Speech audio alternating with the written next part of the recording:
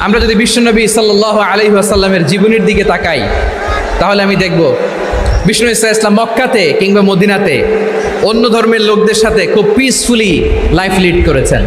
হোক মুশরিক, হোক খ্রিস্টান, হোক ইহুদি, বিশ্বনবী সবার সাথে মিলেমিশে ছিলেন। আলহামদুলিল্লাহ বলেন।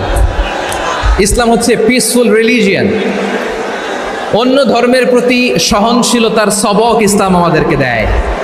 কিন্তু প্রতিটি মুসলিমের এটা মনে রাখতে হবে, আল্লাহর কাছে পছন্দনীয় গ্রহণযোগ্য ধর্ম জীবনাদর্শ একটি, সেটা হচ্ছে ইসলাম। আওয়াজ করে বলেন, সেটা কি? লালমনিরহাটের ভাইয়েরা আওয়াজ করে বলুন, আল্লাহর কাছে মনোনীত ধর্ম একটি, সেটা কি?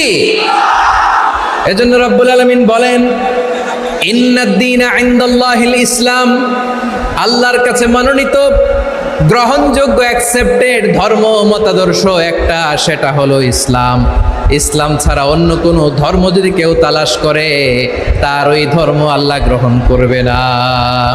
ওমাই ইয়াবতাগি গায়রাল ইসলামি দীনান ফালাই ইউকবালা মিন ওয়া হুয়া ফিল আখিরাতি মিনাল খাসিরিন।